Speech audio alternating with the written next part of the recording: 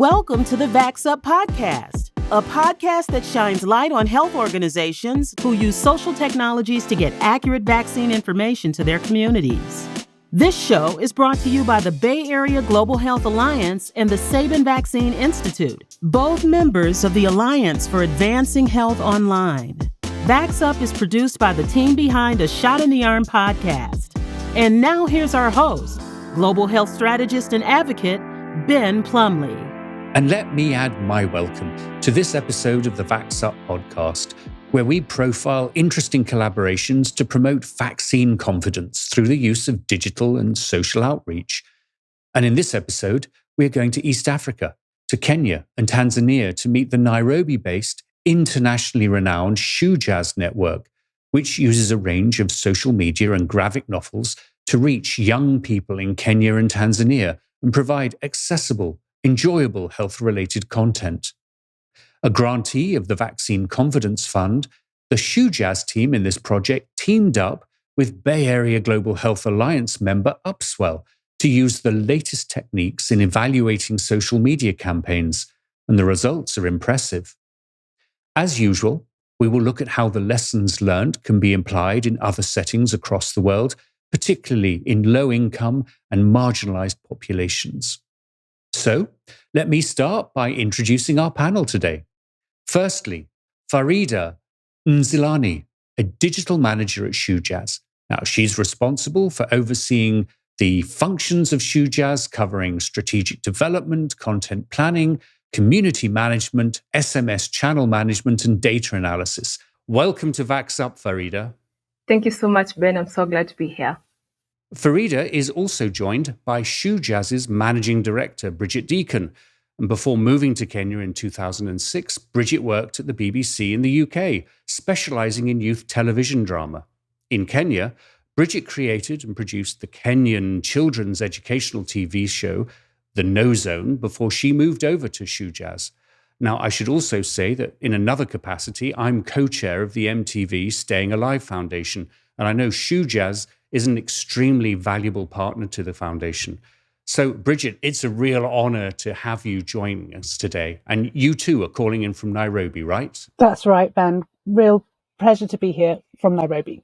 So, the project also included the amazing creativity of Bay Area-based Upswell, and I'm really delighted that one of its founding partners, Drew Bernard, is with us today. Hey, Drew, where are you calling in from?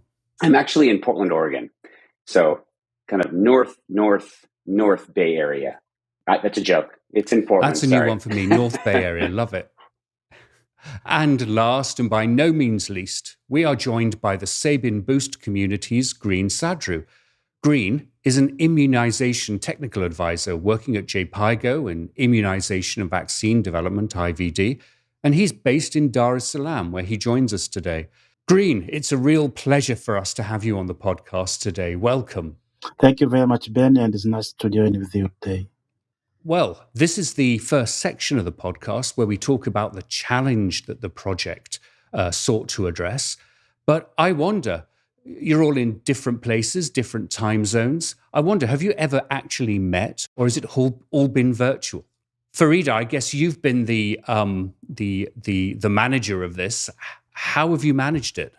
Well, we've actually met virtually, but of course, because I work closely with Bridget, she's my colleague. I see her every other day. I saw her yesterday physically. I know that I was in a virtual conversation with Drew sometime last year as we were starting those conversations. We were actually trying to have a call on Skype on Christmas Eve. But I've not met Green. I'm meeting Green for the first time today. Fantastic. I wonder, and this is something I think we'll come back to through the course of this podcast, whether the COVID lockdowns have actually been a force of innovation to help us create these international collaborations. It's very interesting. But Bridget, perhaps I could ask you to tell us a little bit about Shujaaz. What is it that you all do? Thanks, Ben. Well, yeah, as you said, Farida and I work for Shujaaz Inc. We're a network of social ventures based in Nairobi, Kenya. And we believe that young people can transform society for the better. And so our ventures are designed to break down the barriers that prevent young people from taking control of their futures. Bridget and I both work on our multimedia youth platform, Shujaaz, which uses the power of media and storytelling to engage millions of young people in conversations about the things that really matter to them, and to provide them with the inspiration and motivation, ideas, networks, opportunities to start to take control. And our media reaches over 70% of all 15 to 24-year-olds in Kenya. And in Kenya, we produce a combination of media, digital and large-scale print media. We currently print over 300,000 comic books every month. And in Tanzania, we reach over 2 million young people with our digital media platforms. Our media is designed to trigger large-scale conversations amongst hundreds of thousands of young people about the topics and ideas that they might not feel confident to discuss elsewhere. And as they have these conversations, we're able to track how their attitudes and perceptions start to shift. And so this might be around topics to do with contraception use. It might be about choosing a career in agriculture, or it might be getting vaccinated against COVID. I've seen that Shujaaz, as you say, covers a range of things. You had an earlier this year a Get Out the Vote campaign that was very visible, particularly on Twitter. And I just wondered if you could sort of set the context for us. How connected are young people in Kenya and Tanzania, to social media? How much is it part of their daily lives? I actually think that a lot of young people in Kenya are connected to social media, and just not in Kenya, but I'd say in both Kenya and Tanzania. According to our annual survey that we did in 2021, around 47% of young Kenyans really actually do use they have access to social media, and around 56% of those have access to the internet. On the Tanzanian side of things are a little bit different. I know that it's about 20% of them actually have access to the internet, but around a very small percentage of them have access to the internet as well. So most of them really are using social media, with Facebook, really, Instagram being one of the most favorite social media channels. TikTok is really coming up as well. So there is access. But then again, I'd actually say that we should not look at social media just by itself, because we know that there are other barriers really that do affect these young people, because young girls in rural areas really, they do not have access, they do not have the money. So data really becomes a huge barrier for them. So you find that it's really just not looking at what social media can do, but also what other activities, both all-ground activities and community-based activities that can be combined for young people for us to be able to reach young people. And I guess this is the sweet spot for Shujaaz as you look at that blend of, the graphic novels, the cartoons, the magazines, plus the use of social media. Green, could I ask you maybe to give us a bit of context? What is the state of COVID to your mind across East Africa, across Kenya and Tanzania, and how has the vaccine rollout gone for the two countries? Yeah, thank you, Ben. And it's nice to share this. And thanks to Bridget and Farida for the experience they have provided. And I would say having this discussion to know how the vaccine uptake is going on, it's very situational. And we all agree the way each country accepted the use of vaccine by the time the COVID started. So the acceptance and the movement towards mobilizing the population and the community to have the vaccines has different ways in different countries. And so also in my country, we have different scenarios to start with the COVID when it started and how the messages we are being given to the community. And we had a problem where our president, Magufuli, went. Then this change of political also had a change on how we address issues on the COVID response.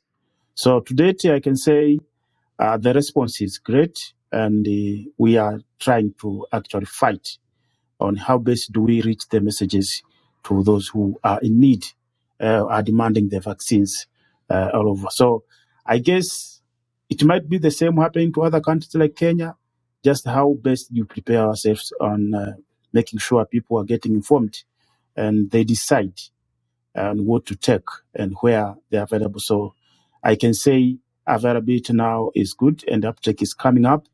It's just for the authorities, government with other stakeholders to make arrangement of making sure everyone is reaching and getting the vaccines where they are. Yeah. Do you know, it's the question of government leadership is one that I think has been a challenge pretty much all over the world, with perhaps the exception of New Zealand, maybe. But a further question for you, Green. Outside of COVID, obviously a lot of work that you've done, other colleagues have done to sort of make vaccine access, vaccine acceptance, sort of part of the fabric of healthcare service delivery. So how far do you think, the countries in Eastern Africa have gone in being able to have a good foundation of vaccine acceptance? Yeah. What I would say, the vaccine acceptance has been rising up. And in my country, it is clearly seen. And it's just a matter of how the government plus the stakeholders whom are working with, they are planning and coordinating interventions for the vaccination services. But acceptance is there. But to the best on how best do we arrange to make sure every community are being reached with vaccines in the facilities. So there are some challenges that are coming up in terms of making sure vaccines are available to where people can reach them, and how possible are the communities being reached by the health facility workers to make sure they are also getting vaccine from where they are. So we have some challenges, but I guess with the community acceptance which we have on other vaccines, despite of talking on the COVID, but with other routine vaccines, the acceptance is still high. It's just for the arrangement and the planning to make sure they are reaching them and they are getting the vaccines to increase the access of it. So in putting together this project, Drew, how did Upswell become involved? What brought you into this partnership with Shujaaz?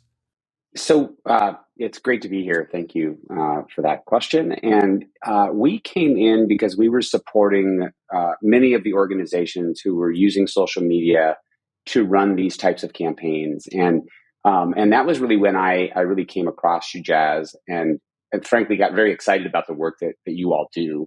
When it comes to a medium like social media, and I think probably offline as well, content is, as the saying goes, content is king. And Shujaaz has amazing content, and the reach and the engagement and the trust, and I'm going to say the relationships that Shujaaz has with their target audience is pretty unprecedented. We work with lots and lots of organizations all around the world, helping them leverage social media and social strategies for this type of work.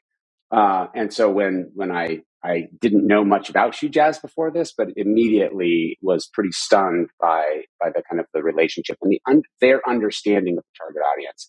So I was brought in to support them, kind of as they saw fit, as they needed and wanted to engage, and any questions that they had specifically with regard to, in this case, Facebook and Instagram. And so I honestly just I saw it and was like, I have to watch this. This is going to be really interesting. So yeah, came in and the focus of our efforts on this particular project, there's times where we get very involved on the creative side. We're not a creative shop, but we help organizations with creative strategy. But in this case, it was really around how you measure this. How can you, what they did there is different than what most is. In the same way, their audience, I mean, they have all these really unique sort of benefits as an organization with so much reach with this audience, with so much trust, with so much community, that what they did, and I'm even going to say what they were able to do, most organizations wouldn't even begin to be able to try to do. So one of the big challenges is, how do you then measure that? Because what they're doing is different than anywhere else. So getting creative as to how do you actually measure whether or not what they were doing worked, to the degree that you possibly can. And so that was really, I think I mostly was just a thought partner in trying to help them, think through how you do that, and then provided just a few little technical bits to support them in the process. But their team, honestly, Farida, and you guys and Bridget, your team is amazing. I mean, the stuff that you were doing was absolutely fantastic. So I would say they didn't need a ton. They didn't need it nearly as much help as in some ways I would have been happy to provide, because this is a really cool project. And I think the real sweet spot here is this, I mentioned it, this blend of digital and traditional media. And I wonder, Bridget and Farida, you had this heritage in health and empowerment of young folk. Was there something particularly about COVID that made you think, hey, we really need to step in here. We need to bring the tools of what we've developed to this issue? Yeah, Ben, well, I'll go first, Farida. I can pass it over to you. I just think, Shujaaz is in constant conversation with young people. We're constantly listening to them, whether that's sort of in person, going out and meeting them where they are, or we're talking to them on our SMS platform or on social media. And it was evident that the lockdown measures in Kenya and Tanzania and COVID was having a massive effect on young people on every single area of their life. And probably least on their health, as one would, perhaps expect during a health pandemic. But that schools being shut, colleges being shut, the social distancing measures, we have had a curfew in Kenya. I think particularly in Tanzania, the confusion of what's happening, a president denying COVID, getting international news saying there is COVID, relationships being challenged, jobs being lost. It was affecting every area of young people. And I think as a result of having sort of an established and trusted brand, Shujaaz has been in Kenya for over 10 years, over 5 years in Tanzania, we saw young people turning to us to sort of say, what's going on? And we need some help and we need some ideas. And it was almost as if this is what Shujaaz has been, getting ready for. And so, yeah, absolutely. We knew this was an opportunity for us to really meet young people with what they needed in a really difficult time. Farida. And actually just to add on to what Bridget has said, really, when you look at COVID, it affected young people's our lives in all different aspects, whether it's from a financial perspective, from a governance perspective, from a social perspective, you being able to hang out with your friends, you being able to make money, how you interact with the government, also how the government is really managing the whole pandemic. So it really does touch on every single aspect of the young life. So there is no way, because within Shujaaz, that is all we do. If there is an issue that is affecting young people, then of course that is what we need to talk about. So definitely we couldn't shy away from it. So what I propose we do is look at the short reel that Shujaaz put together, and then let's talk a little bit more about what you actually implemented. So bear with, and let's hope the technology works. In March 2021, Kenya began its national vaccination campaign. But after more than a year of restrictive COVID-19 measures, young East Africans were feeling frustrated and deprioritized. Their trust in official public health directives were lower than ever. In partnership with Imaginable Futures, Umsizi and the Vaccine Confidence Fund, we set out to create an ambitious multimedia campaign to change the story and mobilize millions of 15 to 24-year-olds as powerful advocates for vaccination in their communities. The first year of the pandemic had proved that top-down official public health messaging just wasn't working. Instead, we designed #LindaFam, that is Protect Your Family, an innovative peer-to-peer online, on-ground and print media campaign. Our campaign was brought to life by an on-ground network of over 4,500 young community influencers, that is our superfans, and a new team of established youth micro-influencers. Together, they helped to share powerful personal stories about why they had chosen to #LindaFam by getting vaccinated. Our influencer network ran weekly Connect Live online community meetups and discussion groups, creating safe spaces to share their experiences with their peers and to have their questions answered by health officials and build their confidence to get vaccinated. On ground, our superfans helped to ensure that our #LindaFarm print comic books reached 7.7 million young people, that's nearly 71% of 15 to 24-year-olds in Kenya. Online, we reached over 18 million young people across Kenya and Tanzania with powerful norm-shifting #LindaFarm campaign stories, helping to drive footfall at in-person vaccine drives. By February 2022, 85% of young Kenyans surveyed via SMS said they would recommend the vaccine to their friends, and 96% of young Tanzanians believed that the vaccine is important to prevent COVID-19 in their communities. By the close of the campaign, millions of young people had called on to their communities to #YChanjo, that is, to get vaccinated. Asanteni kutuletea chanjo karibu. Well, terrific, and we'll put the link in the show notes. But immediately, Drew and Green, what are your reactions? How did you react to that? Yeah, so I have a feeling, and this is how we need to understand that each target group has its different ways of understanding.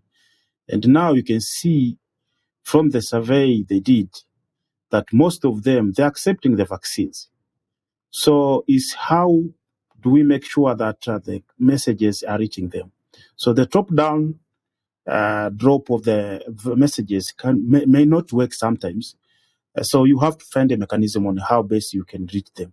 They have their network. So if you find champions and you work through them, they can help to spread the messages. So using social media is one of the key because most of them, they're interacting. So if one interacts with them in social media and maybe has a question on a certain thing, and if he gets the clarification, then it's possible for him or her to give information to another person. So that's how you can be spreading the information and getting the right information to people to decide on the vaccine uptake. So this is what we are experiencing even in Tanzania, that we thought maybe people are not accepting the vaccine.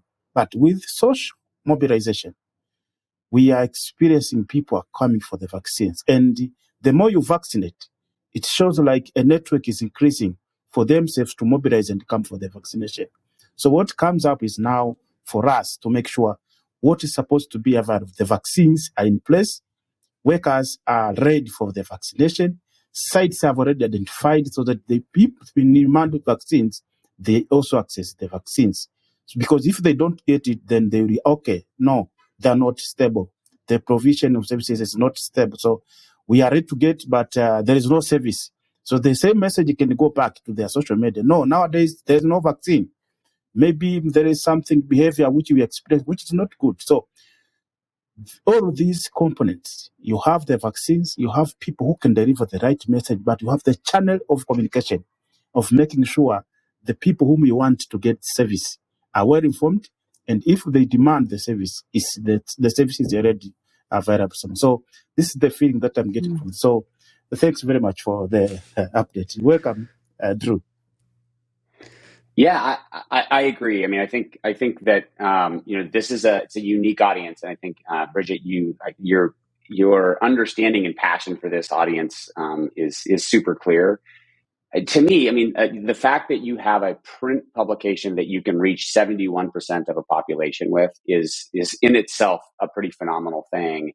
And then to take that and to translate that to, as Green was saying, also into overall sort of social interactions with people, whether it's via social media, all of these, what you guys call your super fans, which are just individuals with their own networks, right? So it's like the ultimate in micro influence. It's as Green was saying, as the more people get vaccinated, the more people will get vaccinated, right? Because they talk to friends, and it's tapping into the networks of every individual as their own influencer. So I think that the on the ground work is just phenomenal. the meetups and those social gatherings. So it's not just a matter of distributing the comic books, which I think are in themselves really great. I mean, you have this really avid readership in these countries, but I think that the fact that you also did meetups, that you're thinking about mobilizing your audience as a channel, right? So your audience is the channel, I think is in itself, again, very unique and really powerful, particularly for this audience. I think it's probably powerful for other audiences too, not just the youth, but I think it's particularly, I almost want to say it's probably the only way to really move this audience is to really embrace this idea of friends. Friends. I have people. I have kids this age, and I can tell you their friends are very, very influential and very important to them.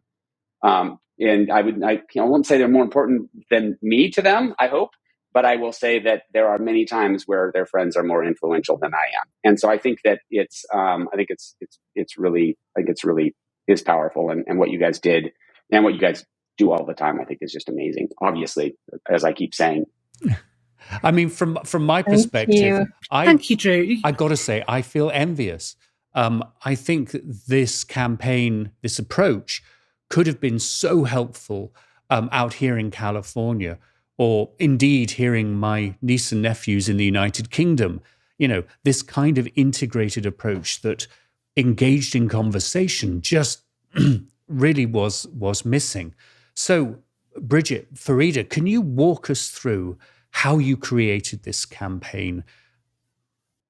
I think it definitely starts from, first of all, getting to understand where the young people are at. So we do this thing that we call the ground truth, and it's all about, it doesn't matter what the campaign we want to run is about. So first, let's get to understand what are the target audience's feelings about it. Where do they stand in it? And for this particular one, of course, we did that, just getting to understand what are the motivations for young people to not get vaccinated. At the same time, what are the motivations for young people to get vaccinated? Getting to understand what do they think about vaccination? What do they think about COVID? Is it something that's relatable? And then now from just understanding those things, at least now we get to understand what those barriers are. And now from there, actually, I do remember from this particular campaign, we actually came out with 3 key insights where we got to understand first. And I think it's actually one of the things that I had spoken about earlier. There is huge mistrust in the government, both Kenya and Tanzania. That is a huge barrier. And the campaigns that are coming through, of course, were both from the Ministry of Health. So that means the young people do not trust it. The other key element about it was just the lack of role models. We did not have enough young people who are actually coming out to speak confidently and say, I have been vaccinated and I've been vaccinated because of A, B, C, D, A. And the other key element was the community, because there were a lot of people parading a lot of myths and misconceptions around it. So there wasn't that those trusted sources. There was lack of information, and then again now this idea of myth. So with those 3 key barriers that we found out, then we decided let's create a persuasion strategy, and the persuasion strategy really was on trying to break those barriers that the 3 barriers that I've talked about. And here now we decided let's start a campaign where we are telling real fictional stories of fictional and real life stories of young people who've decided to get vaccinated. The first thing by the fictional stories here, I'm talking about the use of the Shujaaz characters themselves, sharing their stories as why they have decided to get vaccinated, what exactly is pushing them to get vaccinated. At the same time, then we also decided to have the stories now of the positive deviants. The young people also that we met on the ground who had decided to get vaccinated, we decided let us tell their stories on our social channels as well. And then at the same time, we also brought in this community of influencers, young people who have influence for young people online. And here we were looking at what there were a combination of artists, musicians, comedians, and it's just young people that really people do look up to. And we ran this campaign where it was about get vaccinated, talk to your friends about it, and also encourage your peers and your elders to get vaccinated at the same time. So it was just through the powerful storytelling that got us to the kind of impact that we had with this particular campaign. Bridget, anything that you would add to that? Yeah, I think again, just going back to the fact that, using, true stories, but it has to have an emotional resonance. And I think what we saw across the board was that there was just so much coming in here, information, fact, and you can fight fact with fact, you can fight belief with belief, but someone's emotional truth is really hard to challenge. And so, Shujaaz is all about being authentic and real. And so sort of being able to sort of share stories which trigger an emotion, whether that's empathy or regret or excitement, in this case, an opportunity and hope for a better future post pandemic. That's where we were sort of really seeing the traction. And I think, I'm sure Ben, you'll want us to sort of talk about what worked and what didn't, but I just think the power that we saw, particularly in those fictional stories, for people to sort of distance themselves a bit from the relentless, I think this, you think that, and kind of be able to have a little bit of distance and see it played out, whether it is the loss of a loved one through COVID, or someone, sort of regretting a decision or making a decision, and be able to have a little bit of distance to be able to kind of like look at that, explore it, say how you feel without fear of being judged, fear of hurting someone's feelings, fear of letting someone down, was really, really powerful. And I think, like Farida said, this bringing it into the community, so equipping young people who wanted to be agents of change. This is the thing. It wasn't sort of like, we weren't making a demand, we weren't forcing. They were putting their hands up and saying, we want to do something. We want to support our community. So we're able to create content, fun packaged information, facts, where to go and get a vaccine. But also we work with other organisations who were able to supply masks or hand washing stations or information about where the nearest vaccine drive is. And these young people, they became the kind of the sort of the change agents, the role models within the community. And it was that, and then we would tell their story back in social media, and it was sort of full circle. And yeah, it felt very, very sort of cohesive, and therefore, fingers crossed, quite impactful. I'm really interested in the hashtags that you developed. Hashtag LindaFam, which means protect your family, and hashtag Whychanjo, which means get vaccinated. How did you come up with these? And I get the sense, having looked at the tweets, the Twitter flow, how this worked on Instagram, that this really resonated. But how did you see them being used? So I think actually, beginning at how exactly we came around to it is that I think it just goes to speak again to the empathy that Bridget is talking about. Like, how do we connect with them in an emotional space? And when we got to understand that young people really do care about protecting the elderly, because that was a big thing for the Kenyan space. Young people really wanted to protect their grandmothers, their parents. And that idea of let us protect our families, really, at least now you make them care about something more than just themselves. So the idea of Linda Farm started from there. And the one thing that I do remember when the campaign now really started picking up, we actually saw loads and loads of other young people actually picking up this particular campaign, and especially the one around vaccination. Because the way campaigns had been run and around on vaccinations in Kenya, it was again Ministry of Health. It was about go get vaccinated; it's mandatory. And then the Ministry of Health did not even think of partnering with young people or even these influencers or celebrities to actually run this particular campaign. And Shujaaz was the first one to start partnering with celebrities to run this particular campaign. And I do remember even other celebrities that were not even partnered with, they also decided to start using these, the Whychanjo especially, they started using Whychanjo. And I do remember in an instance of 1 month, Whychanjo had become sort of pop culture, if I may say so. We had young people actually saying Whychanjo and then doing the let me get vaccinated thing. So I think just the us partnering with those sort of people who have a lot of influence to young people really did help a lot. There's one other feat. Oh, and I think also Ben. Sorry, Ben. No, I was just going to say, just going back to something, just building on what Farida said, but also that Drew mentioned. A huge part of the work that we do is sort of constantly tracking whether the campaigns are having the impact that we hope they do, and therefore we need to track it and measure it. And so the hashtags are also a useful tool to do that. Can we see, like Farida said, that people start using it, start talking about it? We can measure how much engagement we're getting. So they're quite a practical tactic, as well as something that hopefully sticks in young people's minds and they can start to own. Another feature of the campaign, and you mentioned it explicitly in the show reel, is that you clearly saw your audience, young people in Kenya and Tanzania, as agents of change, as change leaders, and that they would influence not only their friends, their peers, their colleagues, their school friends, they would influence and change the views of their elders, their parents, other people in the community. And this is something that we've seen across a number of the projects that we've profiled on VaxUp. And I would be really interested to know if you deliberately went in with that as an idea, or whether this was something that emerged as you were doing this sort of interaction between social and, in-person outreach. Well, Ben, we'd actually trialled it a few years before. We call it Pester Power. As parents, I'm sure we're all familiar with it, but we were trying to see if we could increase adoption within households of mobile technology and mobile financial services particularly. And young people obviously on the whole tend to feel that they're not up to speed with tech and feel a bit alienated from it. And yet there are hugely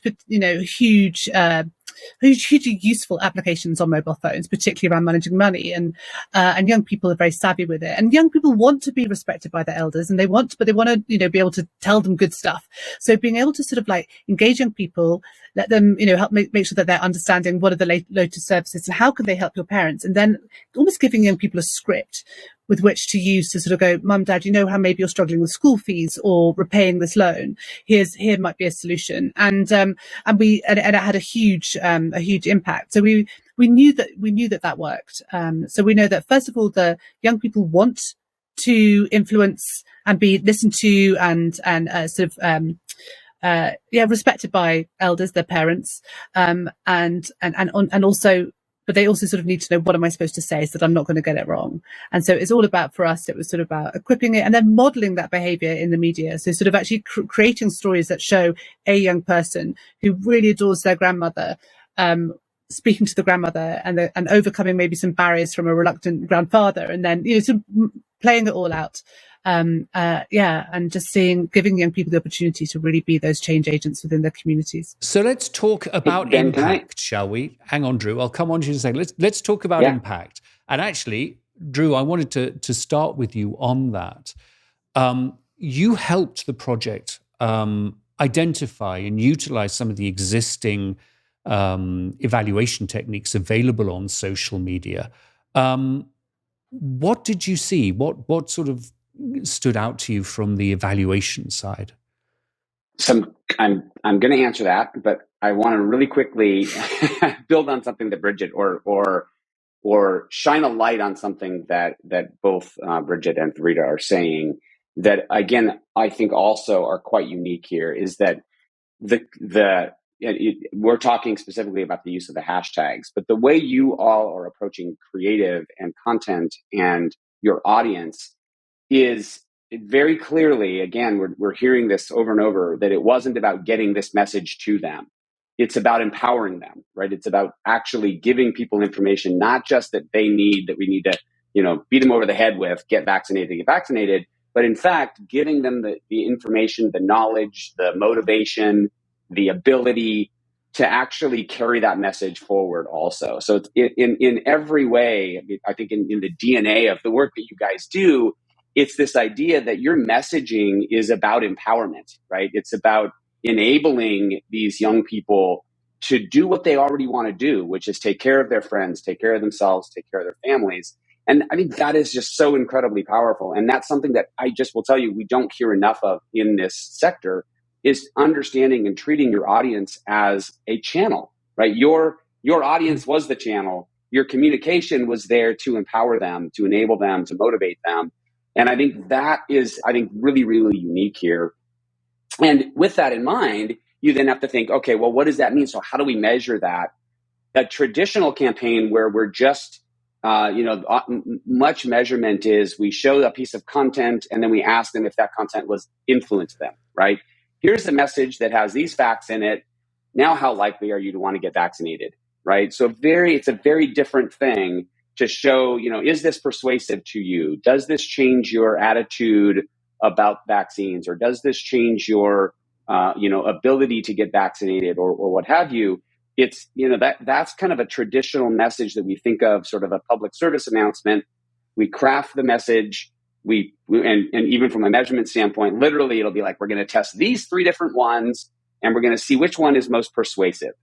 And because of the work that you all are doing within this target audience, that method of measurement is not going to work necessarily as well.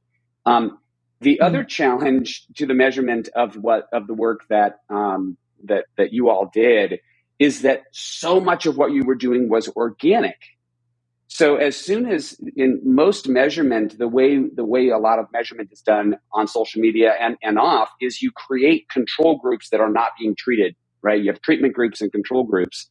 And in your case, you're inherently creating viral content that's going to contaminate your holdout audience, right? Even if you had a group of young people that you were not treating, there's a very good chance they're going to hear it from other friends. They're going to see it, in the news feed because there's so much organic activity happening. It isn't as controlled. When we do paid only reach, where we're guaranteed we're only going to reach this audience and no one else. And so now we can interview people over here. We can interview people who've been treated and not. You guys didn't, that doesn't work quite as well here. So that what we did test, we tried using some of the traditional measurement tools that do that, like measure the treatment. Okay, we've got this audience that's been treated with the content. Let's survey them. And we'll also try to survey people who weren't treated. And I actually don't know that we succeeded at that, because I think that your content was spreading so much that I think we were probably, both the treatment and the control group were probably being treated, I guess I would say. And thus, we end up with the end measurement on those types of tools just aren't going to be a great measure. The other side of the work that you guys did, and this was not my idea at all, I supported it in some minor ways, but I think that the work that you did around analyzing the conversation and the change of conversation over time was really interesting. I've only seen that done a few times as well, but I think that was really an innovative way to it's almost more of a qualitative measure of the campaign. We often think more in terms of just quantitative, like how many people did this. And I think you guys were doing some things more on the more qualitative that was really interesting. So to me, those are the things that I think were kind of unique challenges that you all faced here. And I thought that the use of the analysis of the conversation was innovative and wise, and I thought it was really interesting. Anyway, that's kind of my take when I think about the measurement side of this. So, a question for Farida and Bridget: what did you learn? Were there things that surprised you? Were there things that you would have done differently? And particularly, did you see differences between Kenya and Tanzania? It may go fast, and then Bridget, of course, will chime in. I remember, definitely. It was an interesting campaign for us to run it, and I do remember one of the things that really does stand out, and I remember quite distinctly, was the idea of the use of language and how young people use language.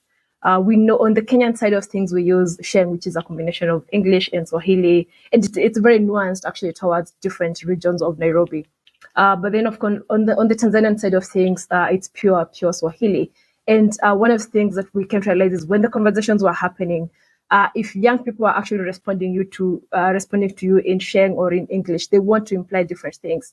If they're having a conversation with our characters in Sheng, it's because they want to have an authentic conversation. The moment they start using English, then that's where they're trying to tell you more of the normal, what is expected of them from the society. And the same thing actually also happened in Tanzania as well. We'd actually see that when young people are using that Swahili that they speak, the conversational Swahili they use, then that is when they're having those authentic conversations. However, the moment they start switching to conversation or even a language that anyone else could read into, anyone else could understand, they become very sarcastic, and so essentially they're not giving you the authentic. So I think that was one of the actually key elements that I really did stand out as we were running this campaign. The other one, of course, it's the power of role models and the power of having conversations that are peer-led, because the moment that you are using when you're telling stories of other young people who are going through similar things to you, then it is easy for you to have a conversation. However, when it's more instructive, when it's very top down, then that is not a conversation. That is you will not actually have any valuable conversation. I'm sure Bridget has a few more that she can add on to. Yeah, no, thanks, Farida. I think you've really covered the important things. I think a few lessons for us. It was quite new for us to work with some of the more sort of conventional, sort of self-described influencers. So we normally work with our own network of micro-influencers who are just, passionate, diehard Shujaaz fans. And I think it worked really well. But I think what we learned along the way was about really sort of having to spend more time with the more sort of established influencers, so that they really sort of stayed on script and don't sort of go down the kind of suddenly becoming slightly kind of preachy and didactic and I've been brought on to tell you what to do. So that was a really that was interesting for us. And I just think with any kind of communication campaign, it's the balance of sort of making it feel engaging and interesting and important without suddenly relentlessly sort of shoving it down people's throats. And I think when we're thinking, oh gosh, Drew's there measuring our engagement and wanting to know how many people are engaged with the campaign, and they're going to tell us if it worked or not. There's a sort of there's a tendency to kind of go do more, but actually trying to sort of and then if you do go too far, and people are like, all right, already we've got the message. What is there some agenda that we can't see? And so for us, it's always about sort of getting the balance right. And but I think to your question, Ben, about Kenya and Tanzania, the contexts were completely different. In Kenya, we had very impressive, very quick, rigorous lockdown measures, curfews, have to wear a mask, etc. In Tanzania, the president was saying there is no such thing. And so we were certainly not, and we never do, but even more so in this context, we're not able to kind of apply the same strategy and principles to both. But Tanzania caught up, and we were able to share the learnings that would have worked well in Kenya, in Tanzania. So one final question for you about impact, and it's where the rubber hits the road, I guess. In the video, you talk about driving footfall to vaccine centres. So how were you able to measure that? And do you think you were able to correlate in some way the impact of the social and the more traditional in-person and graphic novel interactions leading to increased vaccinations? So it's raining heavily, so I might be shouting a little bit. But the thing is, how we had actually fashioned the campaign is we wanted, first of all, to start from that aspect where let's get young people to understand that COVID is actually real in Kenya. Let them nod and say, yes, there is COVID. People are dying because of COVID. What exactly does that mean? And within that, now get to them after now they're getting them to accept. Now it's having those real conversations about what impact does it have on your life? Are you seeing it within your hood? What exactly are you seeing? Are you seeing people who are affected? How are they affected? Let's have conversations around that. And then now let's have conversation around vaccinations. And now it's the idea of having these peer-to-peer conversations, positive stories of positive deviance. And then the last element of the campaign, how we had fashioned it, was after people say, yes, I would like to get vaccinated, then if they raise their hands, where are they going to get vaccinated from? So as much as the first three were actually happening from a social media perspective, then we knew that it's very, very important for us to actually partner with organizations. We partnered with the Ministry of Health, where we actually had a vaccination drive. We got young people and we told them, we advertised that event on social media for 2 weeks. We're telling them on this particular day, we're going to be having a vaccination drive. If you are on social, tell your friends and tell your friends and tell your friends to come and get vaccinated. Bring your parents, bring your friends. So that is how we are looking at it. And one of the things, of course, just to make sure that the people who are coming on board, at least they're coming from social media. There was a question that we were asking the young people as they came through the doors, where did you hear about this vaccination drive from? So at least that was one of the ways just to understand the impact that the social campaign had on what was happening on the ground. Green, a question for... Oh, yeah, go ahead. And a couple of other things. Oh, sorry, Ben. No, I was going to just add some numbers to what Farida said. And, so I think, Ben, Drew sort of mentioned about the the tracking of the campaign over time. And by the end of the campaign, which was quite short, in Kenya, 85% of our audience said that they'd recommend the vaccine to their friends. And in Tanzania, I think 96% of them said that they believed the vaccine was important to protect their loved ones, their family, their community from COVID, which is a significant increase in both. And so I think that's ultimately where we got to. And again, the recommend bit being really important because it speaks right back to us of theory of change around peer-to-peer conversations. And I guess where I was going to go next, Green, you're a vaccine implementer. If you put your Sabin Boost community hat on for a moment, what do you think are the key takeaways for the Boost community, for other vaccine implementers in having seen the Shujaaz project in action? Thank you, Ben. Firstly, is we need to have a respective care. We have different groups whom we want to provide the services to them, getting vaccinated, but also sending their maybe children to get vaccines for the children vaccines.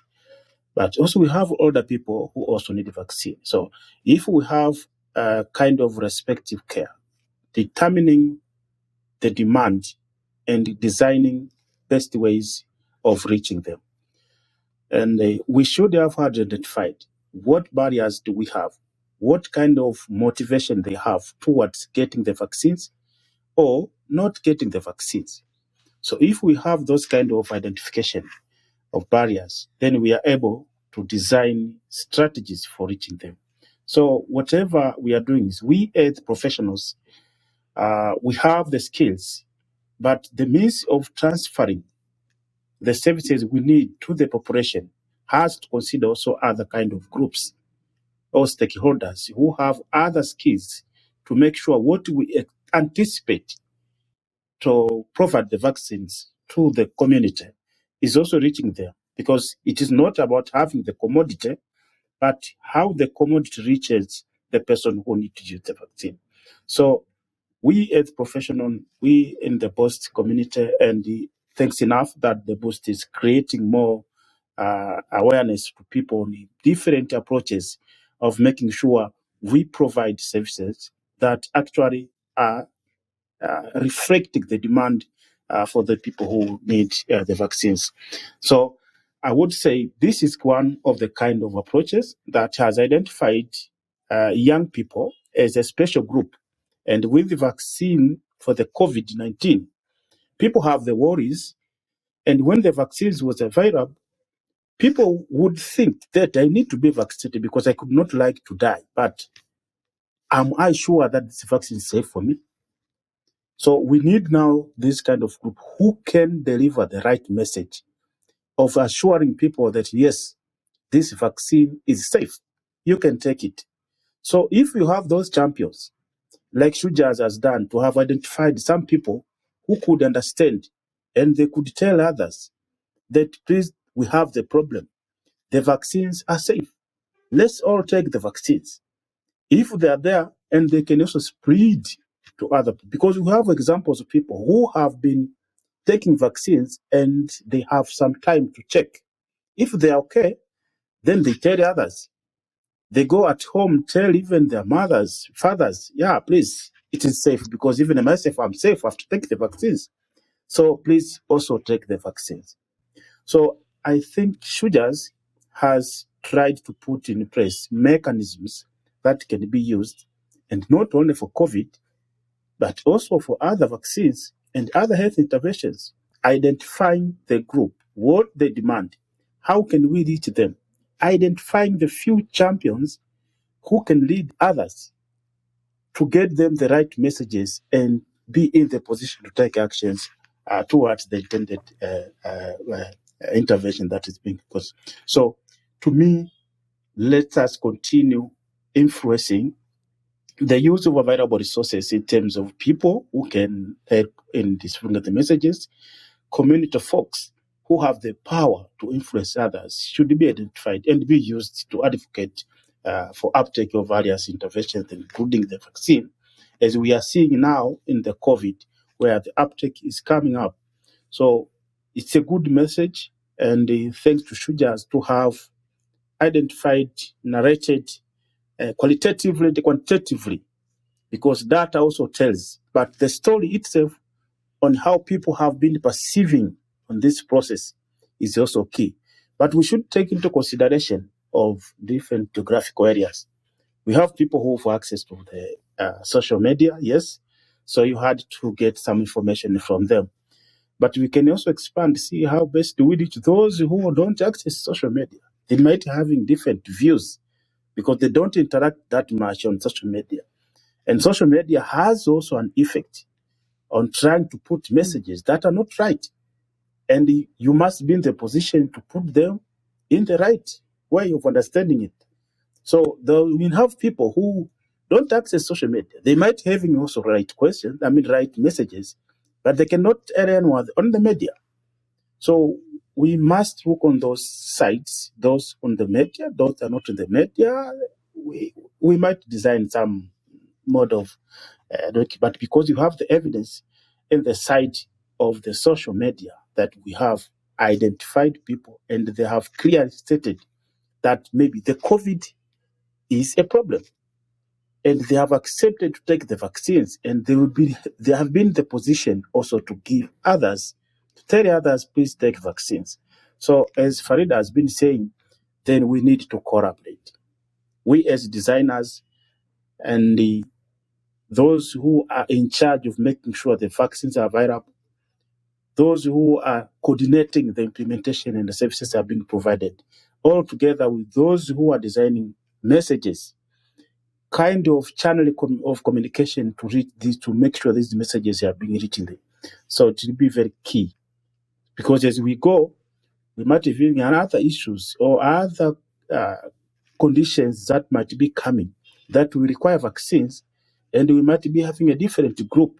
So accessing them and telling them the story, they should access also vaccines, it might be a different message. So this is a good approach. We have evidenced it and it can be used. Now, and we as professionals for the immunization, we are taking them positively and see how best we incorporate the skills we have with this kind of communications to make sure what we intend for the community to be vaccinated, they're actually getting vaccinated after all this combination of efforts. Thank you. Yeah, thanks, Green. Well, I can see that we're getting up to the top of the hour. And I think, this just reflects the enthusiasm I think we all have for, my word, finally a project that really catches people where they are, that enthuses them, and that really delivers a kind of informed engagement about how we can combat COVID through vaccine access.